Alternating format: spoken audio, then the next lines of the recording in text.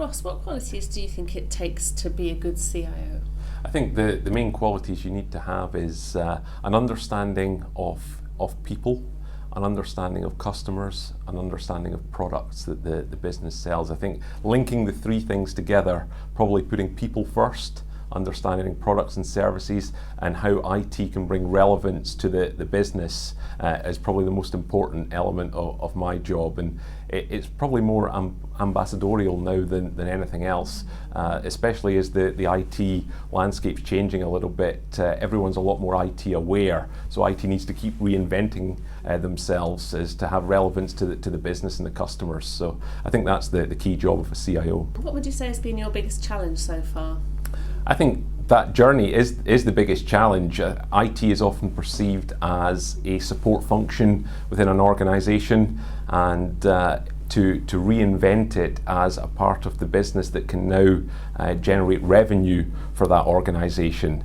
We all see the kind of move towards cloud computing, cloud services. I think that's a great opportunity for IT to kind of be centre stage and say, well, this is technology that we understand as an organisation. We can help integrate your products and services here and use that model to help you sell more quickly, more efficiently, and help the business grow. So I think that journey to kind of translate that message to business leadership is often the biggest challenge. What do you consider to be your biggest achievement? The biggest achievement I would say I have is what we've done within my organisation, GE Digital Energy, where we have effectively taken some of our software products, used our IT expertise and people, and enabled us to create an environment where our software solutions organisation can come install their products that are typically delivered on premise to our customers and actually offer them in a hosted SaaS or cloud type model. So we've actually been on that journey in the organisation. We've demonstrated the value that IT can have for the business. We've turned up global platforms in data centres that we have to enable utility customers and the internal organisation to try these products and services in hosted format, and that's actually turned into a business now within GE as a result, so it's very IT relevant. What's your next big goal, both personally and professionally? I think personally it's to continue to develop the organisation, the people and the talent on the path that we've set out within GE, where IT is a much more what's the right word for it? It has a lot more focus in the organisation than it had. So the mindset is changing. That creates opportunities for people in the IT organisation, such as myself, people that work for me. So I think my personal objective is to make sure that continues and that we can effectively offer those opportunities to graduates, to ITLPs, to trainees within our organisation, as well as some of our seasoned and experienced staff that can go on and take bigger roles.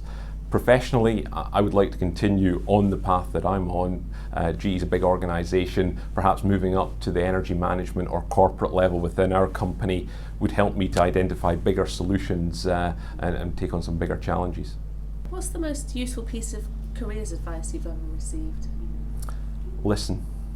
I think it's as simple as that. I think being a good listener, you learn far more from listening than talking. So when you're in a business forum, any professional meeting with customers, I always like to take the time to look around, listen. Don't start talking immediately. Figure out who's who, and try and map both their culture, their personality a little bit, because that helps you relate to that person. If you can relate and have a better relationship, then most of the outcomes that you're seeking are more easily obtained. What careers advice would you pass on to others? Work hard and don't be afraid to take risks. I think that's the opportunity that's been afforded to me throughout my career.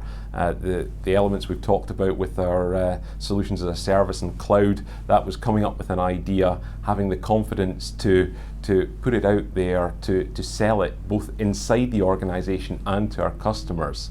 And yes, there's a risk, there's a challenge. There's never any recrimination for a good idea that doesn't work out in most organisations. If you have proper due diligence, work hard, and have a good idea and are passionate about that idea, then 9 times out of 10 you can make something happen with it.